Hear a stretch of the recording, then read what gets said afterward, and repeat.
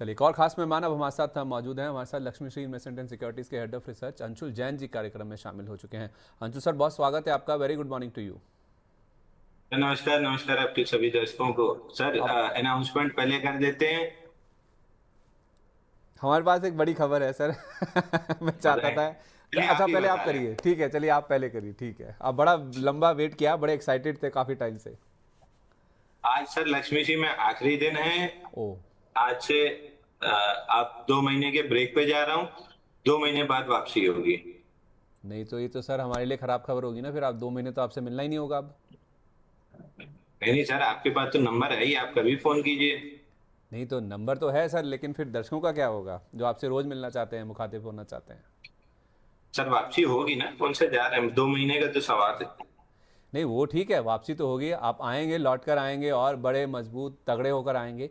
लेकिन सर 2 महीना आपके बिना फिर मुश्किल भी तो हो जाएगी।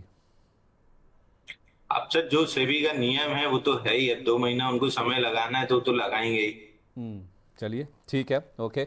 बहुत शुभकामनाएं आपको सर। हम उम्मीद करते हैं जब आप आएँ तो लौट कर जब आएँ और बढ़िया तरीके से और बड़े तरीके से, बैक विद द बैंक कहते हैं ना, उस तरह से आएँ और भी ज़्यादा दर्शकों के लिए बढ़िया ट्रेड्स लेकर आएँ और उनके पोर्टफोलियो में और भी चार चांद लगते हुए नजर आएँ। चलिए ठीक है, ओके सर। इस बड़े अनाउंसमेंट का आप काफ़ी दिनों से चर्चा करना चाह रहे थे, जिक्र करना चाह रहे थे, ये फाइनली अब होता हुआ नजर आया। तो आप फिर सर अब इंडिविजुअली काम करेंगे?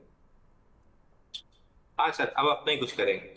चलिए ठीक है, लेकिन सर आप जुड़िएगा जरूर हमसे। मतलब 2 महीने बाद कभी ऐसा ना हो कि हम दर्शकों से ही बात करना बंद कर देंगे। ऐसा मैं अरे सारे कोई जो हमारे बोलने वाली दर्शक हैं ना बात है उनके सर। बिहाफ से आपको बोल सकता हूँ। अब तो हमको भी आदत हो गई रोज सुबह आके बड़बड़ करने की। टाई लगा के भी, टाई लगा के बिना भी हैं। टाई की बहुत इच्छा नहीं रह गई है।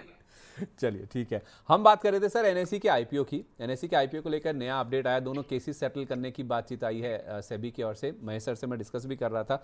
तो ये सर आईपीओ को लेकर डीआरएचपी तो फाइल हो चुका है। अब ये प्रोसेस क्या और स्पीडन अप होता हुआ नजर आएगा, इन और क्लैरिटी आ जाएगी इससे निवेशकों के मन में।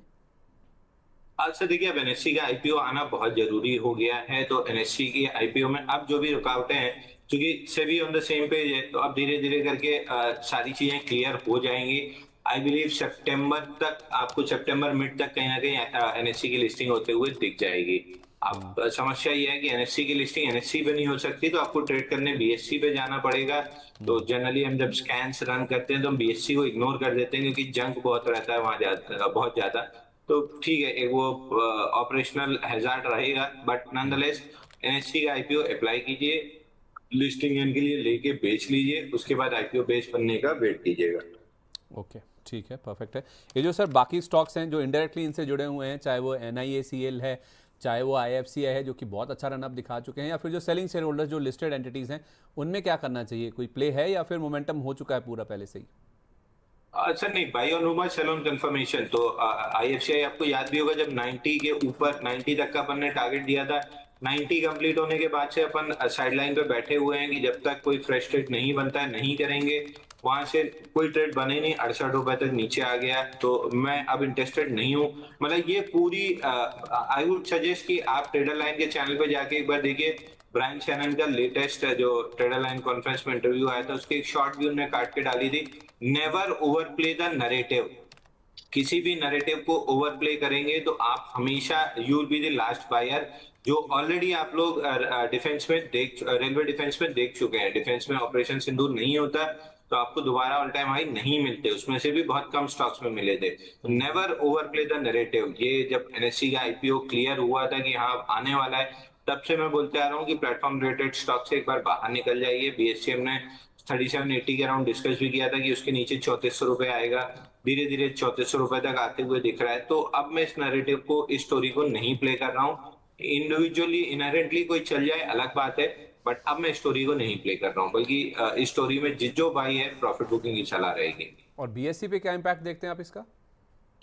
सेम सर, बीएससी पे भी हमने 3784 पे डिस्कस किया था कि 3784 तोड़ते ही 3400 रुपए आते हुए दिखेगा, तो अभी भी मेरे को 3400 रुपए दिख रहा है, बल्कि 3400 से नीचे भी एक गैप छूटा हुआ है 3000 पे, वो भी फिल होने आ सकता है।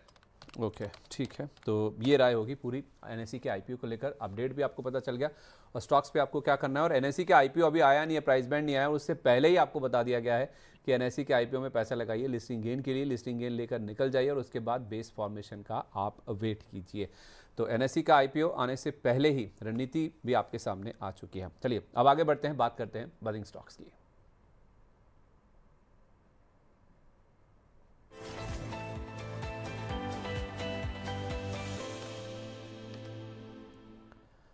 सर आज के स्टॉक्स में डिस्कस करूं उससे पहले कोई कल जो नाम डिस्कस हुए थे उनमें कोई रुझान? आई डोंट थिंक सर कहीं बहुत कोई बड़ा मूव बना है। सोना अगर बीएलडब्ल्यू एक कहीं पॉजिटिव था, एक डॉक्टर लाल कल हमने सोना डिस्कस किया था। बीएमडब्ल्यू तो चल ही रहा है। हाँ हाँ। सोना कॉम्स, सर सोना कॉम्स में आज टाइट रेंज है, प्रोबेबली आज और कल टाइट रेंज रह सकती है, वापस से फ्रेश अप मूव देते हुए दिखेगा। तो अगर है तो अब स्टॉप लॉस अब मॉडिफाई कर लीजिए, कल अपने पास नहीं था। आज मॉडिफिकेशन लेवल है 740 का, 740 के स्टॉप लॉस से होल्ड कर सकते हैं। टारगेट क्या होंगे?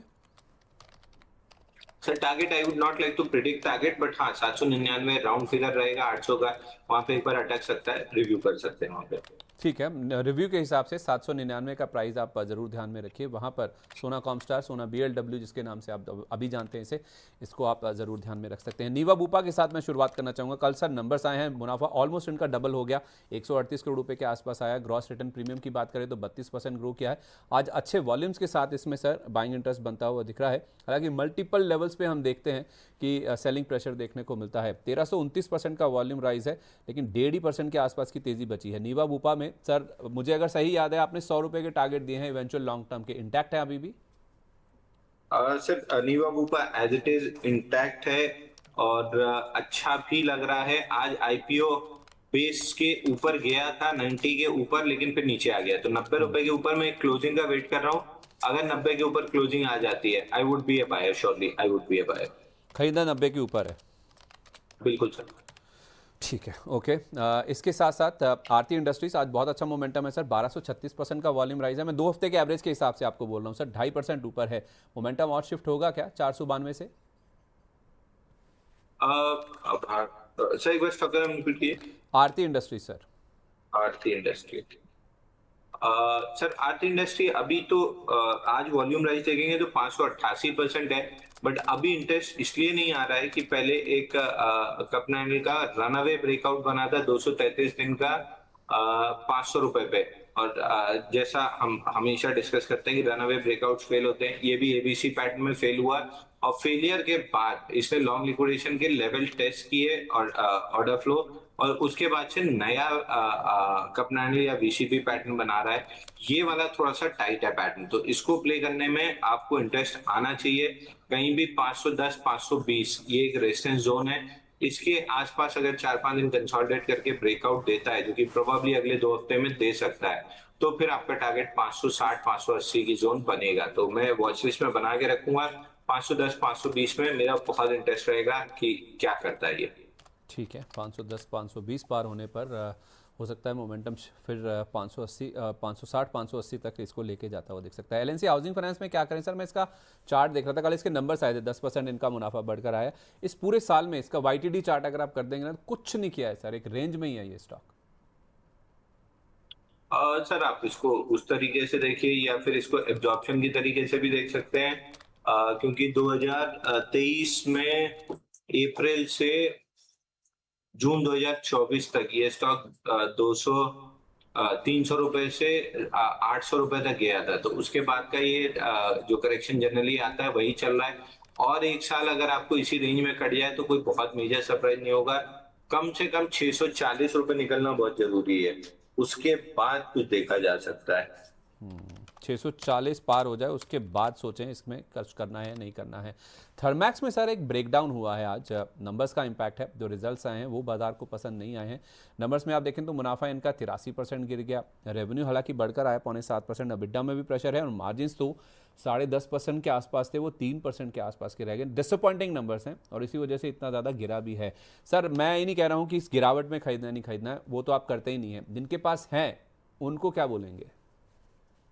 सर जिनके पास है उनको मैं ये बोलना चाहूंगा, थोड़ा सा ध्यान से सुनना और नोट करना स्टार्ट कीजिए, क्योंकि जब फील्ड ब्रेकआउट बन रहा था 4888 पे, तब से हम डिस्कस करते आ रहे हैं कि लॉन्ग लिक्विडेशन में 3900 3880 की जोन आएगी, और वो नहीं बचती है तो लगभग 3540 की जोन आएगी। आज उसी जोन में लो बना है और डे हाई पे आ गया है। मे बी पुल बैक, अगर डे हाई क्रॉस होता है तो आप पुल बैक जरूर प्ले कर सकते हैं ऊपर साइड के लिए 4050 4100 के लिए। बट ये एक्सीडेंट की तरह है जहाँ पे हड्डी टूटी है, तो अब इसको समय लगेगा, ये वापस से बेस बनाएगा उसके बाद चलेगा। बट इमीडिएट शॉर्ट टर्म में तो कोई भी ट्रेड नहीं है। जबरदस्ती ये करना है तो आज का इंट्राडे हाई 3892 है, ये निकलने पे आप एक बार 100-150 रुपए के लिए लॉन्ग प्ले कर सकते हैं, मैं नहीं करता।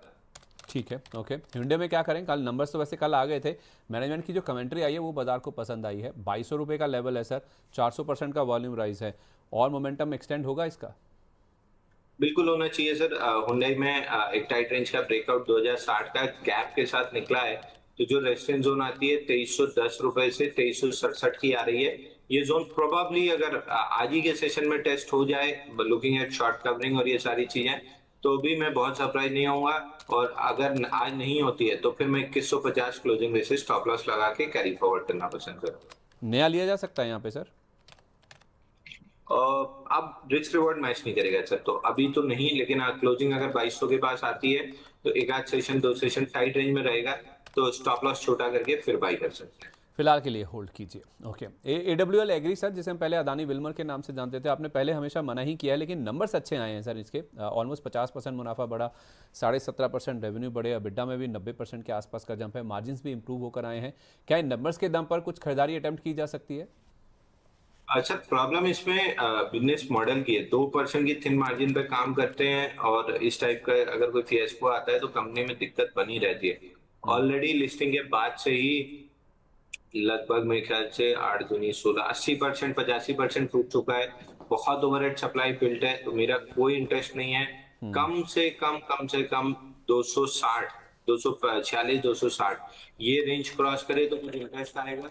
और पुलिस में या रिवर्सल के लिए 290 क्रॉस करना जरूरी है, तो मेरा इंटरेस्ट कहीं से भी नहीं है इस कंपनी में। ठीक है, जब तक 246 260 ये रेंज ना पार हो जाए, इसमें आप दूरी बना के रखें। आज 290% का वॉल्यूम राइज जरूर है नंबर्स के बाद, लेकिन अभी भी क्रूशल लेवल्स पार होने का आप वेट कीजिए। सर, कल क्या हुआ है? यूएस में एआई वाला मोमेंटम फिर से वापस आया, तो आज यहाँ पर भारत में भी जो एआई वाले स्टॉक्स हैं, जिसमें नेटवेब टेक्नोलॉजीज, ये फिर से एक्टिव हो गया। 4500 का लेवल पार हुआ है सर, 340% का वॉल्यूम राइज है।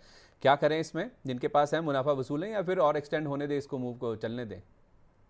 सर मेरे ख्याल से एक्सटेंड होने छोड़ देना चाहिए। अगर आपके पास ऑलरेडी है तो 4350 का या 4150 का, जो भी आपके रिस्क प्रोफाइल में मैच करे, स्टॉप लॉस ले लीजिए। मैं फ्रेश बाइंग अभी तो नहीं करूंगा, थोड़ा सा मैं यहाँ पे कंसल्टेशन का वेट करूंगा। अगर हाई लो कंफर्म होता है तब जरूर 5500 तक के लिए लॉन्ग कर सकते हैं। 5500, ठीक है, ओके। तो स्टॉप लॉस लगा के इस स्टॉक में आप अभी वेट करें, वो आपके लिए ज़्यादा बेटर होगा। कल सर टोरेंट फार्मा के भी नंबर्स आए हैं। इनका जो मुनाफा है 3.5% के आसपास ही बढ़ा है, बावजूद इसके कि बाकी सारे नंबर्स में अगर आप देखेंगे, चाहे आप रेवेन्यू देखिए, अबिड्डा देखिए या फिर मार्जिन देखिए, उसमें काफ़ी अच्छा जंप आया है। तो ऑपरेशनली जो नंबर्स आए हैं उसको बाजार ने पसंद किया है। आज 5000 का लेवल भी पार हुआ है, अपने ऑल टाइम हाई के आसपास ही सर पहुंच गया था आज 5060 के लेवल पर। 5085 का ऑल टाइम हाई है। टोरेंट फार्मा को कैसे अप्रोच किया जाए? सर टोरेंट फार्मा अच्छा लग रहा है, थोड़ा सा लिक्विडिटी और ये सारे मतलब ठीक है। थोड़ी सी अगर देखें, स्लो एंड स्टडी मोमेंटम वाला स्टॉक है, स्ट्रक्चरल बुल रन में है। जब से ब्रेकआउट बना था 3500 रुपए का, वहां से 5050 आ चुका है। फिलहाल के लिए अगर है तो आप स्टॉप लॉस 4850 लगा के होल्ड कर सकते हैं। ठीक है, नंबर्स के दम पे ना सर मैं देख रहा था जहाँ पे ज़्यादा एक्टिविटी बन रही है आज के सेशन में। एक तो न्यूक्लियस सॉफ्टवेयर गिरा है, नंबर्स वीक हैं, कमज़ोर हैं हर पैमाने पर। रेनबो चिल्ड्रन, इनके नंबर्स आए हैं, इनको नंबर्स अच्छे हैं, 13% मुनाफा ग्रो किया है, मार्जिन भी स्टेबल रहे हैं इनके। और तीसरा नाम जो मेरे जहन में है नंबर्स के दम पर, जहाँ पे अच्छा रुझान बन रहा है, वो है सेटिन क्रेडिट केयर का। मुनाफा सर इनका 3.25 गुना के आसपास बढ़ा है। इन तीनों स्टॉक्स पर आपकी राय दीजिए। रेनबो और सैटिन, सर सैटिन तो सुबह ब्रेकआउट दिया था, ब्रेकआउट फेल भी हो रहा है, तो आई बिलीव अगर आपके पास है तो आप 249 के स्टॉप लॉस से अभी भी होल्ड कर सकते हैं। क्योंकि फील्ड ब्रेकआउट में आज वॉल्यूम बिल्कुल भी नहीं है, तो आई बिलीव सेकंड अटेम्प्ट जब भी ये करेगा 270 के ऊपर 320 रुपए तक आराम से निकल जाएगा। रेनबो चिल्ड्रन हॉस्पिटल में कल भी ब्रेकआउट बना था, आज वायलेंट बार है, मे बी रिजल्ट रिएक्शन हो सकता है, बट 1494 प्रोटेक्ट कर रहा है। तो अब जब तक ये 1450 के नीचे नहीं क्लोज कर रहा है, तब तक आप मान के चलिए कि 1700 रुपए तक की आपको एक अपसाइड मिल सकती है। न्यूक्लियर सॉफ्ट में बिल्कुल भी कोई इंटरेस्ट नहीं है सर, बाइंग क्लाइमेक्स वाला काउंटर है और बाइंग क्लाइमेक्स के भी सारे टारगेट्स कंप्लीट नहीं हुए हैं। एक डाउन साइड टारगेट 560 रुपए का और 450 रुपए का एक फाइनल टारगेट आता है, तो 450 रुपए आते हुए दिख रहा है। ठीक है। वेदांता में सर एक खबर आई है, जैसे इनका डीमर्जर हुआ था ना पहले, अब इन्होंने अपने रियल एस्टेट कारोबार के डीमर्जर की भी बातचीत करी है। नया बिजनेस है बिल्कुल सर, टर्नओवर देखेंगे तो 1.25 करोड़ रुपए के आसपास का था, जो उनके टोटल का टर्नओवर की कंपनी के टर्नओवर की बात करें तो 0.001% है। तो अब इनको कहना नहीं चाहिए सर, मतलब पता नहीं सही होगा नहीं होगा, वो कहते हैं ना कि मुंह को खून लग जाता है, इनको डीमर्जर का खून लग गया जैसे ऐसा लग रहा है।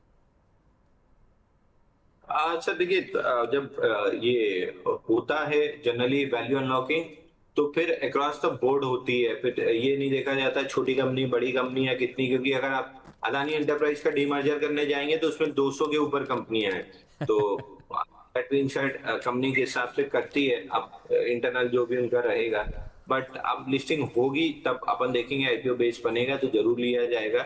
बट वेदांत आपको याद होगा 340 के अराउंड से हम जो छोड़े बैठे हैं, अभी भी कोई एग्जैक्टली। बाइंग का स्ट्रक्चर नहीं बना है, तो हम अभी अवॉइड करके चलेंगे सर। ठीक है। ये अस्त्र माइक्रो सर, मैं इसे पहले एस्ट्रा माइक्रो बोलता था, ये मुझे वीएलएम बालाजी ने बताया कि इसका नाम अस्त्र माइक्रो है। इसको इनको आज एचएएल से ऑर्डर मिला है सर 2205 करोड़ रुपए का उत्तम रडार के लिए, और स्टॉक देखिए 1960 रुपए का रिकॉर्ड हाई टच किया आज इस स्टॉक ने। और मोमेंटम बनेगा सर, या फिर मौका आ गया है मुनाफा वसूली का?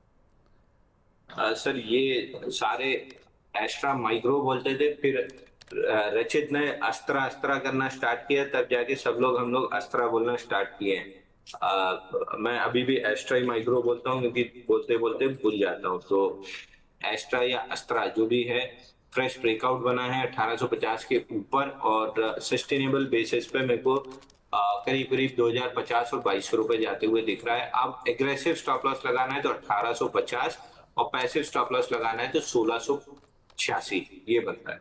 नई खरीदारी कर सकते हैं क्या? बिल्कुल, अगर आप बहुत एग्रेसिव ट्रेडर हैं तो आज के लो के स्टॉप लॉस के साथ बाइंग की जा सकती है।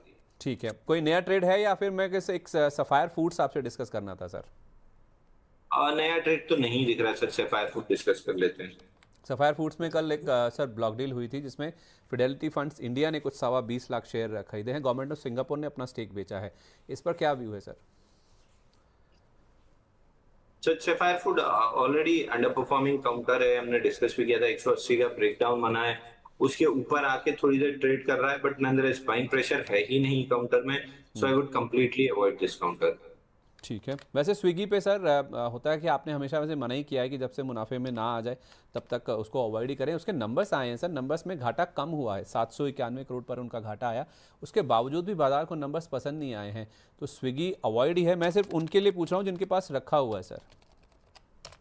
अच्छा देखिए, स्विगी हमेशा 15-20% का बाउंस बैक देता है और फिर नया ऑल टाइम लो बनाता है, तो आई बिलीव कि ये चीज कंटिन्यूड रहनी चाहिए, तो मेरा इंटरेस्ट नहीं है इस काउंटर में। अगर आपके पास है भी तो कल 293 स्विंग आई अराउंड जोन थी, बाउंस बैक जिसने भी प्ले किया एग्जिट करने की, वापस से डाउन मूव खुल रही है, 268 के नीचे क्लोज करेगा तो फिर नया ऑल टाइम लो बनाएगा। तो अभी के लिए तो मेरे को नहीं लगता कि मैं किसी भी तरह की लॉन्ग पोजिशन लूंगा।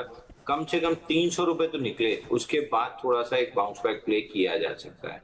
चलिए, बहुत शुक्रिया आपका sir, thank you so much अपना कीमती समय देने के लिए। जाने से पहले कोई डिस्क्लेमर? सर इंडेक्स या स्टॉक जो भी डिस्कस किए हैं कोई भी पर्सनल पोर्टफोलियो में नहीं है, कंपनी और क्लाइंट के पास हो सकते हैं, बट किसी तरह का कोई कॉन्फ्लिक्ट ऑफ इंटरेस्ट नहीं है। चलिए, एक बार फिर से बहुत शुभकामनाएं सर आपके नए वेंचर के लिए, और all the very best to you and wish you a very good day. धन्यवाद सर। चलिए, इसी के साथ बीच बाजार हम यहीं पे वाइंड अप करते हैं, मैं आपसे इजाज़त ले रहा हूँ, नमस्कार।